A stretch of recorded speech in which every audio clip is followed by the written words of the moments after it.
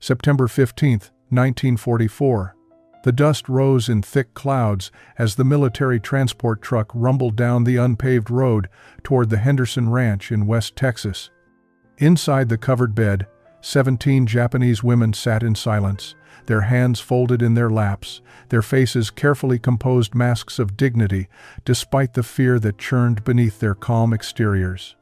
They had been captured 3 months earlier in the Aleutian Islands, serving as civilian administrators and nurses for Japanese military operations. Now they were being transported to what American officials described as a temporary detention facility, but what the women understood to be a prison camp in enemy territory. Lieutenant James Crawford stood beside the ranch's main gate, watching the approaching vehicle with a mixture of curiosity and profound discomfort. The 32-year-old officer had been reassigned from active duty after taking shrapnel in his leg during the Italian campaign. He had expected to spend his recovery period overseeing male prisoners, not women. The very idea violated something fundamental in his Texas upbringing. His grandmother had raised him with one unbreakable rule: you protected women, you didn't guard them behind barbed wire. The truck came to a halt, and the tailgate dropped with a metallic clang that echoed across the empty prairie. Lieutenant Crawford's first glimpse of the prisoners caught him off guard. These were not the fanatical warriors that propaganda posters depicted. They were young women, most appearing to be in their early 20s, dressed in simple civilian clothes that had seen better days. Their dark hair was pulled back in neat styles despite months of displacement, and they moved with a precise grace that spoke of careful upbringing and rigid self-control. 24-year-old Keiko Tanaka was the first to step down from the truck. She had been a schoolteacher in Hokkaido before being recruited to serve as a translator for military administrative offices in the Aleutians. Now she stood on foreign soil, surrounded by men whose language she barely understood and whose physical presence was unlike anything she had experienced in Japan. The American guards towered over her, their broad shoulders and sturdy frames making her feel smaller than her 5 feet of height already did. She clutched a small cloth bundle containing her only possessions: a photograph of her parents, a worn English dictionary, and a jade pendant her grandmother had given her for protection. The ranch stretched out before them, a sprawling collection of wooden buildings surrounded by endless horizon. Barbed wire fencing had been hastily erected to create a compound, but unlike the forbidding prison camps the women had imagined, this place still bore the character of a working ranch. Horses grazed in distant pastures, and the smell of hay and cattle drifted on the warm September breeze. It was beautiful in a stark, open way that felt both liberating and terrifying to women, accustomed to Japan's dense cities and careful gardens. Lieutenant Crawford cleared his throat and began to speak, his words translated haltingly by a Japanese-American soldier who looked almost as uncomfortable as the prisoners felt. The ranch hands had gathered near the bunkhouse, watching the arrival, with expressions ranging from curiosity to outright hostility. These men had not enlisted for military service due to age, injury, or the critical nature of their work supplying beef to the war effort. But they all had brothers, sons, or nephews fighting in the Pacific, and the sight of Japanese prisoners on their land stirred complicated emotions they were not accustomed to examining. Tom Sullivan, the ranch foreman, was a weathered man of 53 whose son Michael was serving with the Marines somewhere in the Solomon Islands. He had volunteered to help oversee the prisoner facility, partly from patriotic duty and partly because the military compensation helped support his daughter-in-law and 2 grandchildren. Now, watching these small women file into the compound, he felt a knot of confusion in his chest. He had prepared himself to guard dangerous enemies. These looked like somebody's daughters. The women were led to a converted barn that had been divided into sleeping quarters. The space was clean but sparse, with rows of cots covered in military-issue blankets. Small windows near the ceiling allowed light and air but prevented any view of the surrounding landscape. Keiko chose a cot near the back wall, seeking the illusion of privacy in the communal space. Around her, the other women began to settle in with quiet efficiency, unpacking their meager belongings and speaking in whispers that barely disturbed the heavy silence. Outside, ranch hand Billy Martinez leaned against the fence, absently rolling a cigarette. The 28-year-old had grown up on the ranch, his Mexican-American family having worked this land for 3 generations. He understood what it meant to be seen as different, to be judged by appearance rather than character. But these were Japanese, the enemy who had attacked Pearl Harbor, who were fighting his cousins in the Pacific. How was he supposed to reconcile his natural inclination toward fairness with his duty to his country and his family? Lieutenant Crawford observed the interaction between his makeshift staff and the prisoners with growing concern. He had been given minimal guidance from his superiors, beyond basic security protocols and Geneva Convention requirements. The War Department had apparently not anticipated capturing Japanese women in significant numbers, and the usual procedures felt inadequate for this unprecedented situation. He had commanded men in combat, had made life-and-death decisions under fire, but somehow this assignment felt more complicated than anything he had faced on the battlefield. As evening fell across the Texas prairie, Keiko sat on her cot and opened her English dictionary. She had studied the language in school, but her practical knowledge was limited. If she was going to survive this imprisonment, she needed to understand her captors. Through the small window above her head, she could see the first stars appearing in the vast American sky. They were the same stars that shone over Japan, over her parents' home, over the life that now seemed impossibly distant and perhaps forever lost. The first week passed in tense routine. The women rose at dawn, attended roll call, performed assigned cleaning duties, and received 3 meals delivered by guards who spoke as little as possible. The Americans maintained professional distance, their interactions limited to necessary instructions and head counts.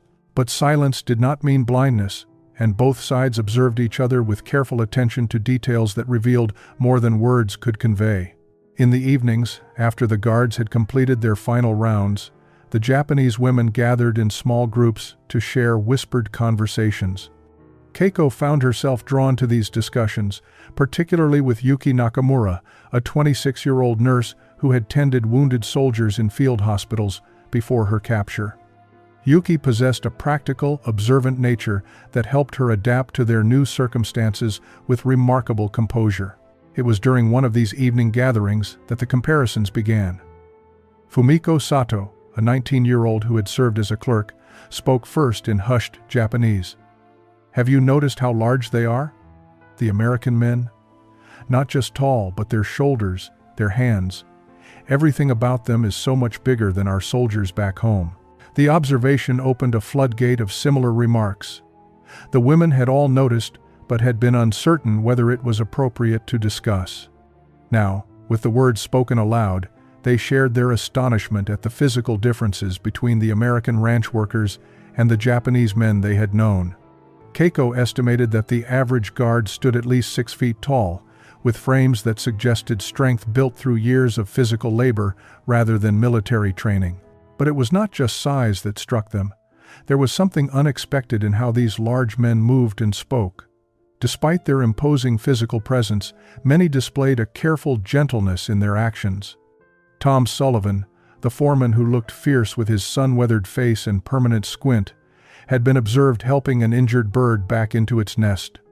Billy Martinez, whose broad shoulders and calloused hands spoke of hard labor, hummed softly while performing his duties, his voice carrying melodies that sounded almost sad. These observations confused the women's understanding of their captors. They had been taught that American soldiers were brutal and merciless, that capture meant certain torture or death.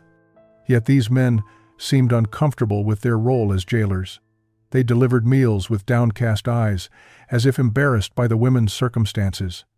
They maintained the required distance, but without the cruelty or contempt the prisoners had been conditioned to expect. Yuki articulated what others were thinking, but hesitated to say aloud. "They treat us like we might break. Like we are fragile things they are afraid to damage. It is strange to be feared and protected at the same time, by the same people." Keiko nodded slowly, her fingers tracing the worn cover of her English dictionary. She was beginning to suspect that understanding these Americans would require more than learning their language. It would require unlearning everything she thought she knew about enemies. The October morning arrived cold and unexpected, the temperature dropping 30 degrees overnight in the unpredictable way of Texas weather. The converted barn had been adequate for September's warmth, but the thin walls offered little protection against the sudden cold front. By mid-morning, several of the women were visibly shivering despite layering their limited clothing. Keiko noticed that Michiko Yamamoto, a frail 20-year-old who had been sick during their transport, was shaking violently, her lips turning a worrying shade of blue. Yuki immediately recognized the signs of hypothermia. She called out in English, her accent thick, but her alarm clear. "Help! She is very cold, very sick. Need help now." The urgency in her voice carried across the compound to where Billy Martinez was repairing a section of fence. He dropped his tools and ran toward the barn, his cowboy boots kicking up dust as he moved with surprising speed for his size. Lieutenant Crawford arrived moments later, summoned by Billy's shouts. The scene inside the barn shocked him. Michiko lay on her cot, barely conscious, while Yuki tried to warm her with their combined blankets. The other women hovered nearby, their faces etched with worry and helplessness. Crawford's military training kicked in immediately. He barked orders to Billy to fetch Dr. Reynolds from town and to bring every available blanket from the ranch house. But it was Tom Sullivan who made the decision that would change everything. The gruff foreman, who had maintained the strictest emotional distance from the prisoners, took one look at the shivering girl and made a choice that violated protocol. He scooped Michiko into his arms as if she weighed nothing and carried her toward the ranch house. "We are not letting anyone freeze to death on my watch. Regulations be damned," he growled at Crawford's startled expression.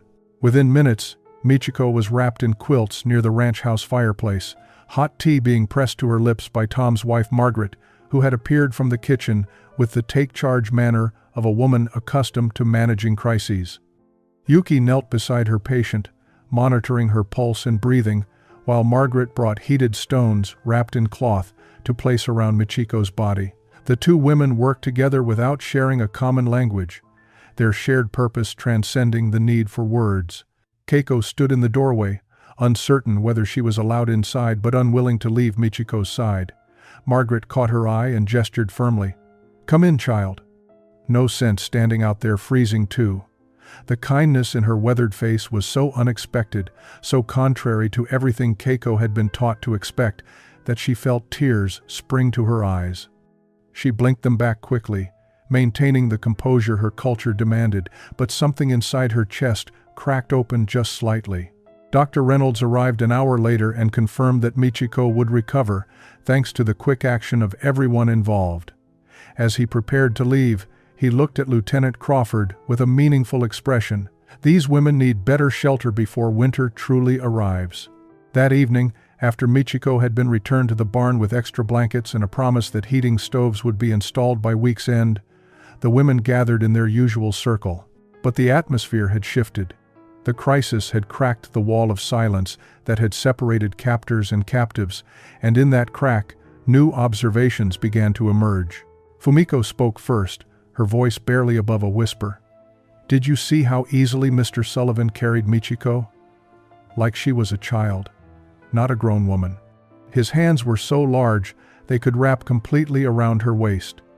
The other women nodded, having witnessed the same astonishing display of strength delivered with unexpected gentleness. But it was not just physical size that occupied their whispered conversations. Yuki, who had worked alongside Margaret Sullivan, shared her observations with careful precision. "The foreman's wife, she is tall for a woman, nearly as tall as our men back home, and yet her husband makes her look small when he stands beside her. I have never seen such differences between men and women in stature." Keiko had been studying her English dictionary by candlelight, but she set it aside to join the discussion. "In Japan, our soldiers were strong, but lean, built for endurance and discipline. These Americans, they are built differently, like they were made for a bigger landscape, for bigger work." She struggled to articulate what she was observing. Everything here is larger. The land, the sky, the cattle, the men. Perhaps people grow to match their environment. Haruko Ito, a quiet 30-year-old who rarely spoke, surprised everyone by adding her own observation. "I watched the young one, Martinez. He was stacking hay bales this afternoon. Each bale must weigh as much as Fumiko, yet he lifted them like they were pillows. And when he saw me watching, he looked embarrassed, like his strength was something to be ashamed of rather than proud of. This comment sparked a deeper conversation about the paradox they were witnessing. These men possessed physical power that could easily overwhelm them, yet they wielded that power with restraint. They carried weapons but seemed uncomfortable doing so. They maintained distance, but their eyes reflected concern rather than contempt. The disconnect between what the women had been taught about American brutality and what they were actually experiencing created a cognitive dissonance that kept them awake long into the night. Yuki voiced the question that haunted them all. If we were wrong about this, about their nature, what else might we have been wrong about? The question hung in the cold air of the barn, unanswerable but impossible to ignore. Keiko pulled her thin blanket tighter around her shoulders and stared at the wooden ceiling beams. She thought about the jade pendant around her neck, given to her for protection against enemies. But what if these giants with their careful hands and uncomfortable eyes were not the enemies she had been taught to fear? What if the real enemy had been the lies she had been told about them? The heating stoves arrived 3 days later, delivered by a supply truck from the nearest military depot. But it was the accompanying delivery that surprised everyone. Margaret Sullivan had convinced her husband to supplement the military rations with food from the ranch kitchen. She appeared at the compound gate with a wagon loaded with fresh bread, butter churned that morning, and a large pot of beef stew that filled the autumn air with rich, savory aromas. Lieutenant Crawford initially hesitated, citing regulations about fraternization and proper prisoner rations. But Margaret fixed him with the same stern look she had used to raise 3 sons and manage ranch hands for 30 years. "Young man, I do not care what your regulations say. Nobody eats bland military slop when there is good food available. These girls are half-starved as it is." The lieutenant, despite his rank and authority, found himself retreating in the face of her determination. The women gathered uncertainly as the food was distributed. They had been subsisting on basic military rations, adequate for survival, but bland and unfamiliar to palates accustomed to rice and fish. The stew represented their first taste of true American home cooking, and the experience proved unexpectedly emotional. Keiko took her first careful bite, expecting to dislike the heavy, meat-centered dish. Instead, she found herself savoring flavors that were foreign, yet somehow comforting. The beef was tender, the vegetables soft, the broth rich with herbs she could not identify but which warmed her from the inside out. Around her, the other women were having similar experiences. Even Michiko, still weak from her ordeal, managed to eat a full bowl and ask quietly for more. Margaret watched their reactions with satisfaction, seeing in their faces the universal language of hunger being satisfied by good food made with care. She had been uncertain about having Japanese prisoners on the ranch, her son's letters from the Pacific filling her with complicated feelings about the enemy. But watching these thin young women eat the stew she had made, she saw only someone's daughters far from home. Billy Martinez, who had helped transport the food, found himself lingering near the barn entrance. He watched Keiko attempt to use the American spoon with the same careful precision she applied to everything, her small hands making the utensil look oversized. When she caught him watching, she startled, then surprised both of them by offering a small bow of gratitude. Billy nodded awkwardly in return, touching the brim of his hat in the gesture his mother had taught him for acknowledging ladies. That evening, Tom Sullivan found his wife at their kitchen window, looking toward the compound where candlelight flickered in the barn windows. "You thinking about Michael?" he asked quietly, knowing she worried constantly about their son fighting somewhere in the Pacific. Margaret nodded slowly. "I keep wondering if some Japanese mother is feeding our boy hot stew, hoping someone somewhere is treating her son with kindness." Tom put his weathered hand on her shoulder, having no answer to give but understanding perfectly what she meant.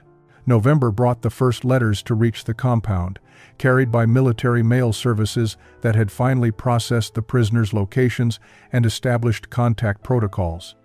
Lieutenant Crawford distributed them during morning roll call, calling out names in his careful pronunciation of Japanese syllables. Only 5 women received letters that day. 12 others waited with visible hope that dimmed when the distribution ended without their names being called. Keiko was among those who received nothing. She had written to her parents 3 times since her capture, following the approved procedures for prisoner correspondence, but had no way of knowing if her letters had reached Hokkaido or if her parents even knew she was alive. The uncertainty gnawed at her more painfully than hunger or cold ever could. She watched Yuki open her letter with trembling hands, saw the nurse's face crumple as she read, and knew immediately that the news was not good.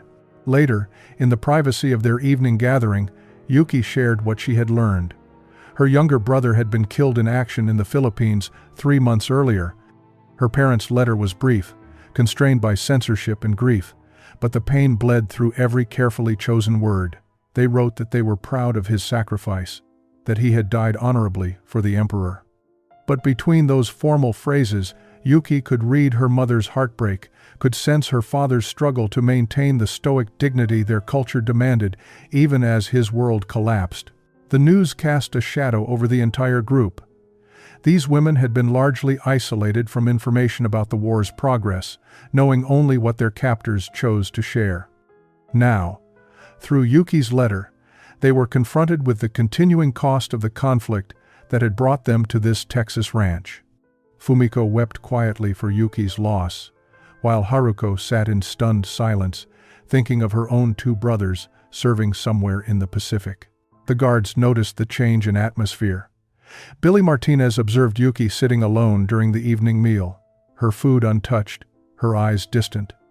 He approached Lieutenant Crawford with an unusual request. "Sir, I know it is not standard procedure, but would it be appropriate to offer condolences? Her brother was killed. That is not about politics or war, that is just losing family." Crawford considered the question carefully, aware that any gesture could be seen as fraternization or weakness. Yet he also recognized the humanity in Billy's impulse. Tom Sullivan made the decision for them. He approached Yuki the next morning, hat in hand, his weathered face showing an emotion he rarely displayed. "Miss Nakamura, my wife and I heard about your brother. We are sorry for your loss. A soldier's death is hard on those left behind, no matter which flag he served under." Yuki looked up at this large man who had carried Michiko to safety, who now stood before her, offering sympathy despite their countries being at war. She bowed deeply, tears streaming down her face, and whispered in halting English, the only words she could manage. "Thank you. Thank you for seeing him as a person, not just an enemy." The weeks following Yuki's news brought subtle shifts in the compound's daily rhythms. Tom Sullivan began teaching basic ranch skills to the women, initially as a way to give them purposeful work beyond cleaning duties, but gradually evolving into something that resembled genuine instruction.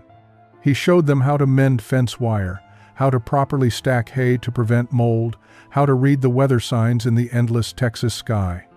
His teaching style was gruff but patient, correcting mistakes without criticism, demonstrating when words failed to bridge the language gap. Keiko found herself fascinated by the unspoken code that seemed to govern these ranchmen. They spoke little, but their actions revealed a consistent moral framework. A man's word was sacred. Hard work was respected above clever talk. Women, children, and animals were to be protected, not exploited. Those who had less were helped without expectation of recognition or reward. It was a value system both foreign and strangely familiar to her Japanese understanding of honor, yet expressed through completely different cultural behaviors. Billy Martinez embodied these principles in ways that confused and intrigued her. The young ranch hand stood well over 6 feet tall, his shoulders broadened by years of physical labor, his hands calloused and strong. Yet he moved through the world with a gentle awareness that seemed at odds with his powerful build. She watched him one afternoon carefully relocating a snake that had wandered near the barn, speaking softly to the creature as he carried it to safer ground. When he noticed her watching, he explained in simple English that even dangerous things deserved respect and a chance to live their lives without interference. The contrast with Japanese soldiers she had known was stark. Those men had been trained to view strength as dominance, to see gentleness as weakness. They had been taught that showing mercy to enemies was dishonorable, that compassion undermined military discipline. Yet here was Billy Martinez, who could probably break a man in half with his bare hands, treating a poisonous snake with careful consideration for its well-being. Margaret Sullivan noticed Keiko's observations and took it upon herself to explain the cowboy philosophy that shaped these men. "We live in hard country," she told Keiko during one of her food deliveries. "The land does not forgive mistakes, and nature does not care about your plans, so we learn to respect things bigger than ourselves. We learn that true strength is not about how much force you can use, but how much restraint you can show. A real man knows when to fight and when to walk away, when to be hard and when to be soft." Keiko listened carefully, her English improving daily through necessity and determination. She was beginning to understand that these Americans operated under a different definition of masculinity than she had known. Power was measured not by domination, but by protection. Strength was demonstrated through restraint rather than aggression. Honor came from keeping your word and treating others with dignity, even when they could not demand it. Especially when they could not demand it. December arrived with cold winds and shortened days. The women had been imprisoned for nearly 3 months, long enough for initial wariness to erode into something more complex and dangerous. Despite regulations prohibiting unnecessary interaction between guards and prisoners, genuine relationships were forming in the small moments between official duties. A shared joke transcending language barriers. A teaching moment that lingered longer than strictly necessary. Eye contact that held understanding neither side was supposed to acknowledge. Keiko found herself drawn into conversations with Billy Martinez that went beyond simple English lessons. He had begun teaching her about ranching, about the land, about Texas history told through stories his grandmother had shared. She, in turn, told him about Japan, about teaching school, about the poetry she had loved and the students she had hoped to inspire. They spoke in a mixture of simple English, gestures, and drawings scratched in the dust. The conversations were innocent in content, but dangerous in their growing intimacy.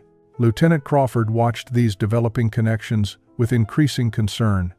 He understood that isolation and proximity naturally fostered bonds between people, regardless of their official designation as captor and captive. But he also knew that regulations existed for important reasons. Fraternization could compromise security, create conflicts of interest, and complicate an already unprecedented situation. Yet when he considered ordering stricter separation, he hesitated. The alternative, treating these women with cold institutional distance, felt wrong in ways he struggled to articulate. Yuki had formed her own unlikely friendship with Dr. Reynolds, who had begun visiting weekly to check on the women's health. The elderly physician, whose own daughter had died young, found himself looking forward to these visits. Yuki's medical knowledge impressed him, and he began bringing medical texts for her to study, teaching her anatomy and treatment protocols that went far beyond necessary prisoner care.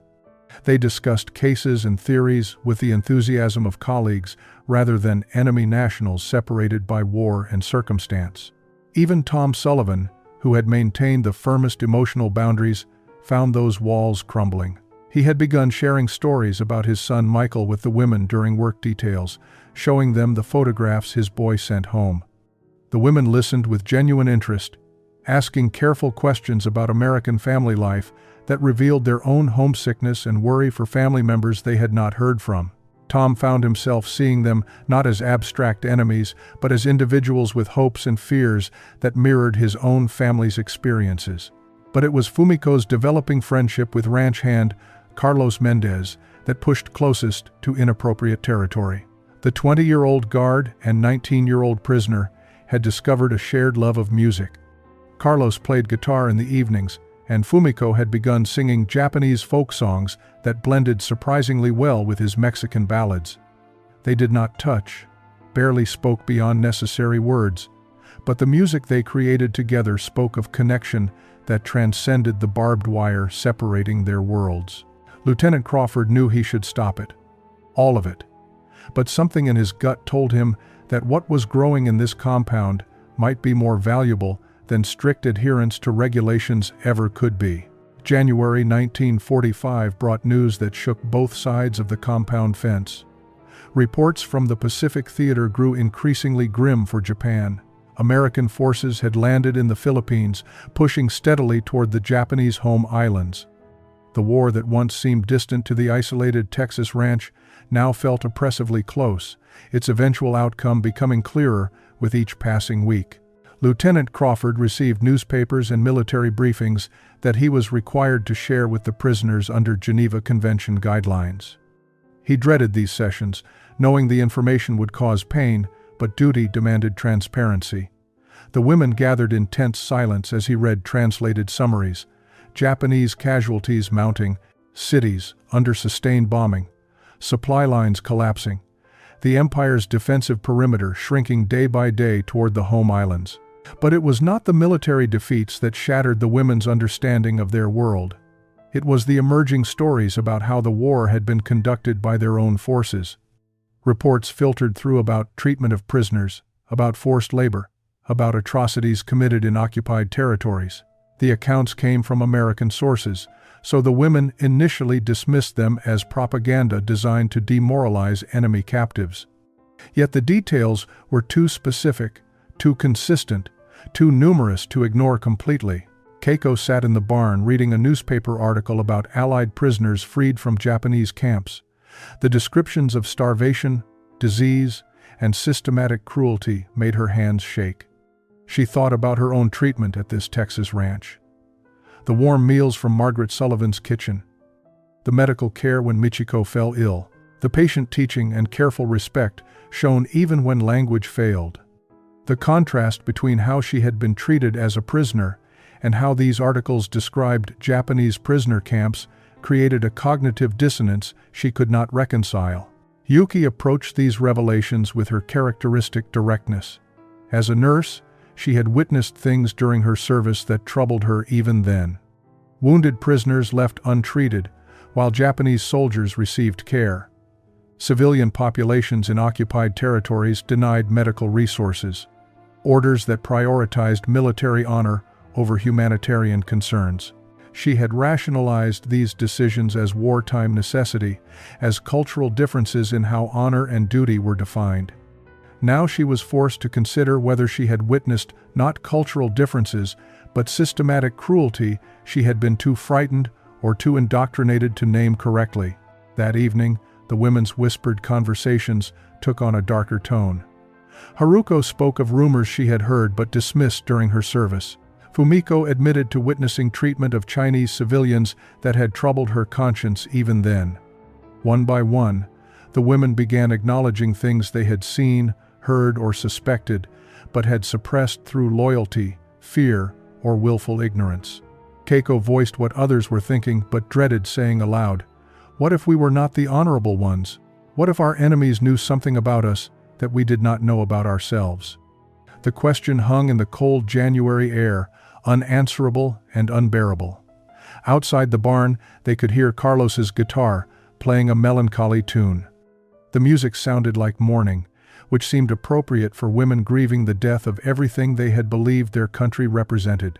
August 9, 1945. The world changed in fire and light over Nagasaki, 3 days after Hiroshima burned. News reached the Texas compound through crackling radio broadcasts that Lieutenant Crawford gathered everyone to hear. The war was over. Japan had surrendered unconditionally. Emperor Hirohito himself would address the nation, an unprecedented act that signaled how completely the old order had collapsed. The 17 women sat in stunned silence as the implications washed over them. They were no longer prisoners of war. Repatriation procedures would begin immediately. Within weeks, they would board ships bound for a homeland they had not seen in over a year, returning to families they had not heard from in months, to a country that had been bombed into submission and occupation. Keiko should have felt relief, even joy. Instead, she felt a hollow dread growing in her chest. That evening, unable to sleep, she walked the perimeter of the compound under Billy Martinez's watch. He had volunteered for night duty, perhaps sensing that this day would leave the women needing quiet presence rather than solitude. They walked in silence for several minutes before Keiko spoke in the careful English she had worked so hard to master. "Billy, what is left of Japan now? What am I returning to?" He had no good answer to give her. The reports described devastation beyond comprehension. Cities reduced to ash, infrastructure destroyed.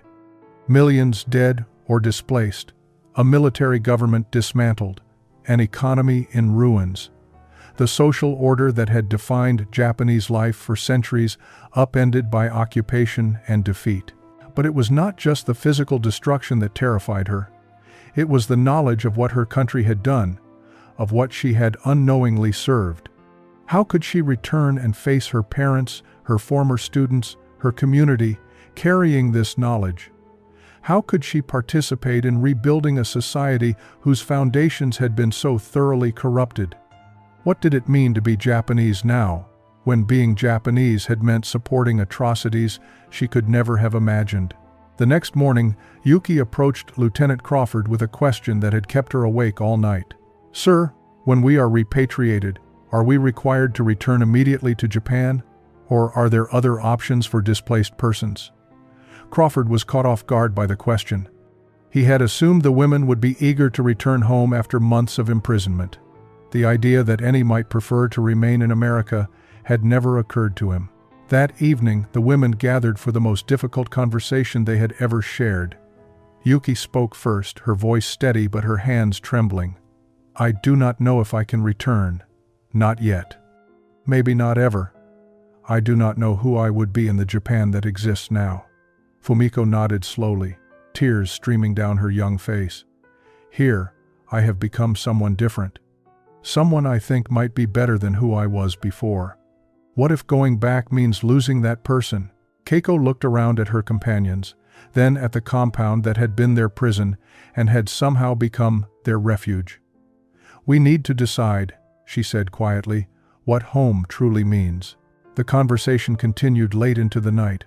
Voices rising and falling in heated debate, tears flowing freely as the women confronted the choice that would define the rest of their lives. Not all of them shared the same doubts about returning. Haruko argued passionately that their duty lay in helping rebuild Japan, that abandoning their country in its darkest hour would be dishonorable. 6 other women agreed, insisting that whatever Japan had become, it was still their homeland, still the place where their families waited.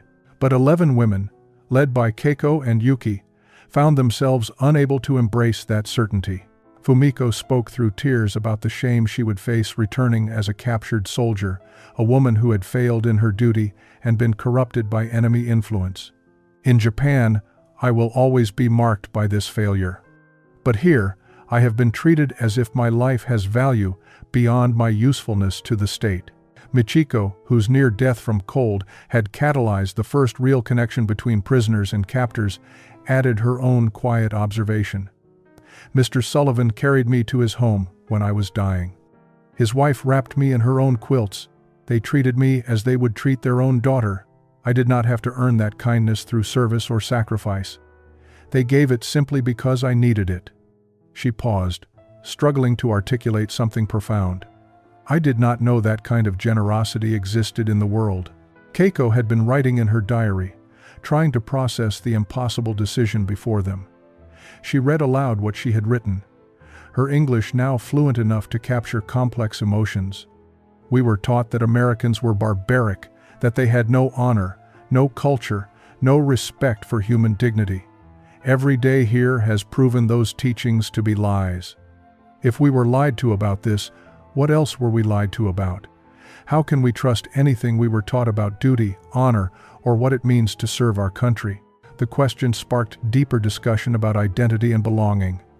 These women had defined themselves through service to Japan, through their roles as auxiliary corps members supporting the military effort. That identity had been stripped away by defeat and capture. In the months since, they had been forced to construct new understandings of who they were beyond their national allegiance. The process had been painful but also strangely liberating. Yuki articulated what many felt but feared to say. "Here, I am not judged by my family's status or my usefulness to the state. I am valued for my skills, my character, my individual worth. In Japan, I will return to being a woman whose primary value is in marriage and producing children. Everything I have learned, everything I have become here, will be meaningless there." Lieutenant Crawford, who had been listening from just outside the barn door, realized he was witnessing something unprecedented. These women were not simply choosing between countries. They were choosing between versions of themselves, between who they had been and who they might become. Word of the Japanese women's conflicted feelings about repatriation spread beyond the compound, carried by loose-lipped ranch hands into the small town of Clearwater, 15 miles down the road. The reaction was immediate and divided. At the local diner, heated debates erupted between neighbors who had known each other for decades. Some argued vehemently that enemy prisoners should be grateful to return home alive and should not be allowed to remain on American soil. Others, particularly those who had interacted with the women through church outreach programs, defended their right to choose their own futures. Margaret Sullivan found herself at the center of the controversy when she attended her weekly quilting circle at the Methodist Church. Louise Patterson, whose nephew had died at Guadalcanal, spoke with barely controlled anger. "Those Jap girls have some nerve asking to stay here after what their country did to our boys. They should be shipped back where they came from and be glad we are not doing to them what they did to our prisoners." But Reverend Thomas Mitchell's wife Helen, who had visited the compound with charity baskets, responded with equal passion. "Have you met them, Louise? Have you spoken with them? They are not monsters. They are young women who were lied to about their country's actions, who are genuinely horrified by what they have learned. Turning them away when they are seeking redemption seems distinctly unchristian to me." The debate reached the town council meeting, where Mayor Robert Franklin called for a vote on whether Clearwater would welcome any former prisoners who chose to settle in the area. The meeting room filled beyond capacity, with residents spilling into the hallway. Billy Martinez attended, standing in the back alongside Tom Sullivan and several other ranch hands. When the mayor opened the floor for comment, Billy surprised everyone by speaking up. "I have worked alongside these women for months now," he said, his voice carrying clearly despite his nervousness. "I have watched them work hard, learn our language, respect our customs. Miss Tanaka helps translate for the doctor. Miss Nakamura has medical skills we need in this county. They are not asking for charity. They are asking for a chance to contribute and to build honest lives here." His grandmother, seated in the front row, nodded approvingly at her grandson's courage. The meeting lasted 3 hours, with passionate arguments on both sides. Some speakers questioned how Americans could justify showing mercy to former enemies when the war's wounds were still fresh. Others argued that America's strength lay in its capacity for forgiveness and its willingness to offer second chances to those who genuinely sought them. The vote, when it finally came, was closer than expected. 11 votes in favor of welcoming the women, 9 against. Outside the meeting hall, Margaret Sullivan approached Louise Patterson, the woman who had spoken so angrily earlier. "Louise," she said gently, "I know you have suffered terribly. But these girls did not kill your nephew. They are victims of the same war that took him from you. Punishing them will not bring him back." The morning of September 20th, 1945, arrived heavy with consequence. Lieutenant Crawford had received final orders from the War Department. Repatriation ships were scheduled to depart from San Francisco in 2 weeks. All prisoners who wished to return to Japan would be transported to the port for processing.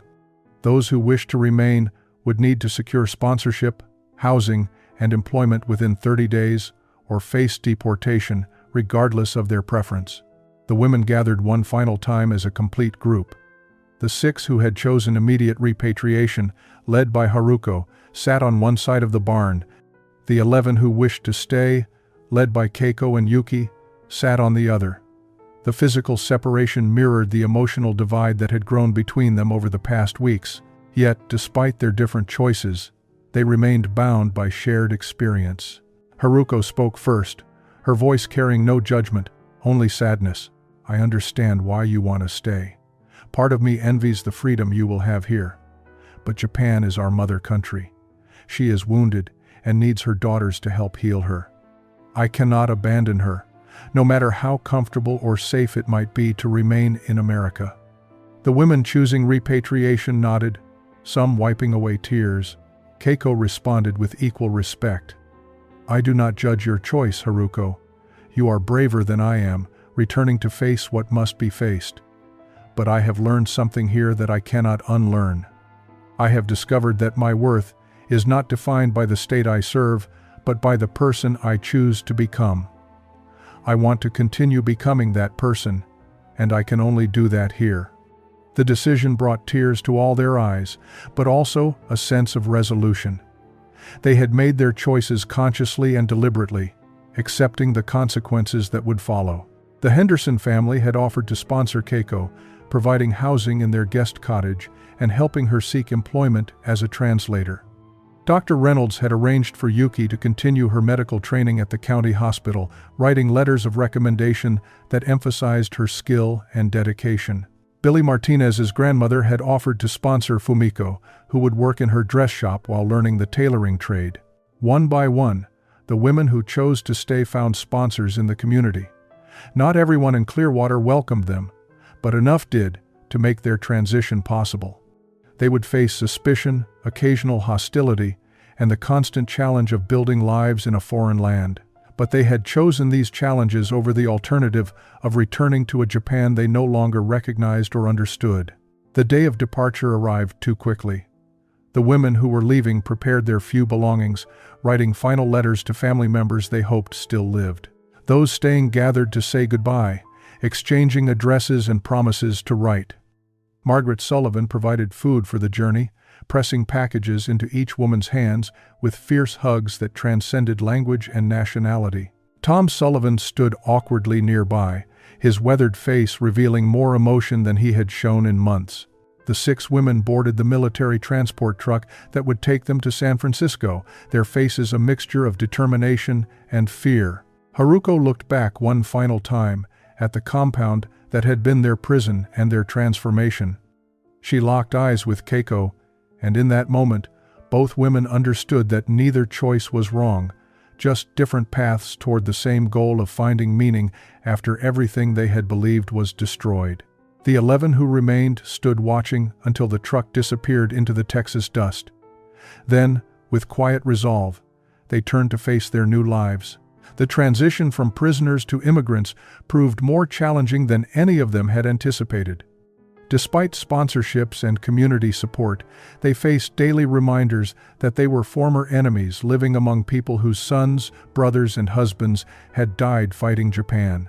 Keiko's first week working at the county courthouse as a translator brought confrontations she had not expected. A veteran returning from the Pacific spat at her feet and called her names she was grateful not to fully understand. Mrs. Henderson witnessed the incident and immediately intervened, her school teacher authority silencing the man's vitriol.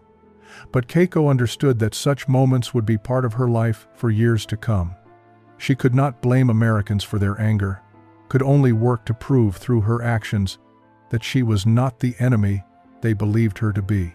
Yuki faced similar challenges at the hospital. Some nurses refused to work with her, questioning how she could be trusted with patient care when her country had treated prisoners with such cruelty. Dr. Reynolds defended her consistently, pointing to her skill and dedication. Gradually, through countless small acts of competence and compassion, she began to win over skeptics. The day a veteran's wife specifically requested Yuki to care for her husband, citing her gentle manner and skilled touch, marked a turning point in her acceptance. Fumiko discovered unexpected joy working in Billy's grandmother's dress shop. The elderly woman, herself an immigrant from Mexico, understood the complexity of building a life between two cultures. She taught Fumiko not just tailoring but also how to navigate the unspoken rules of American society, how to meet suspicion with grace, how to respond to hostility with quiet dignity, how to build trust through consistency rather than grand gestures. The 11 women gathered weekly at the Henderson home, maintaining the bonds forged during their imprisonment. They supported each other through difficulties, celebrated small victories, and reminded one another why they had made this choice. Letters arrived from Japan, from Haruko and the others who had returned. The descriptions of devastation were heartbreaking, but also filled with determination to rebuild. Both groups of women were engaged in reconstruction, just in different lands. Billy Martinez had become a regular visitor to these gatherings, ostensibly to help with translation when needed, but really because he found himself drawn to Keiko's quiet strength and growing confidence. Their friendship had deepened into something neither was quite ready to name, but which everyone around them could clearly see developing. 25 years after that September morning when the women made their choices, Keiko Martinez stood in her garden in Clearwater, Texas, watching her teenage daughter help Margaret Sullivan, now in her 80s, tend the tomato plants. The scene represented everything she had hoped for when she chose to stay. A life built on chosen family, on bridges between cultures, on the possibility of redemption through daily acts of kindness and contribution. She had married Billy Martinez in 1948, after 3 years of courtship that scandalized some and inspired others. Their wedding had been attended by both supporters and protesters, but Tom and Margaret Sullivan had stood beside them as witnesses, their presence lending legitimacy that silenced many critics. The marriage had produced 3 children, who moved seamlessly between their mother's Japanese heritage and their father's Mexican-American roots, embodying the complicated beauty of reconciliation. Yuki had never married, dedicating herself instead to medicine. She had become the head nurse at Clearwater General Hospital, training generations of nurses in both clinical skills and the importance of treating every patient with dignity regardless of their background. Her story had been featured in nursing journals as an example of how former enemies could become healers in adopted homelands. Letters continued to arrive from Japan, though less frequently as the years passed. Haruko had married and raised 4 children while working as a teacher in rebuilt Tokyo. Her letters spoke of Japan's remarkable recovery, of how the nation had transformed itself from militaristic empire to peaceful democracy. She credited her time in American captivity with helping her understand that true strength came through cooperation rather than domination, lessons she tried to instill in her students. The legacy of those 17 women extended far beyond their individual lives. Their story had been documented by scholars studying post-war reconciliation, cited in policy discussions about immigration and refugee resettlement. The unprecedented choice they faced, and the grace with which both groups handled their divergent decisions, had become a symbol of how former enemies could find paths toward mutual understanding. Keiko had been invited to speak at universities and community groups about her experience. She always brought the small jade pendant her grandmother had given her for protection against enemies, using it to illustrate how we often need protection not from the people we are taught to fear, but from the lies we are told about them. She spoke about the Cowboys who were 3 times bigger than Japanese men, but who wielded their strength with restraint and gentleness. About discovering that true masculinity meant protecting rather than dominating, serving rather than conquering. As the sun set over the Texas prairie, casting long shadows across the land that had become her home, Keiko reflected on the gift she had been given. Not freedom, which would have simply meant returning to Japan, but choice, which meant the ability to define her own identity separate from national allegiance or cultural expectation. America had not just allowed her to stay, it had allowed her to become someone she never could have been otherwise. That, she understood, was the real promise of redemption, the true meaning of home, and the most profound victory over the hatred that had once divided their worlds.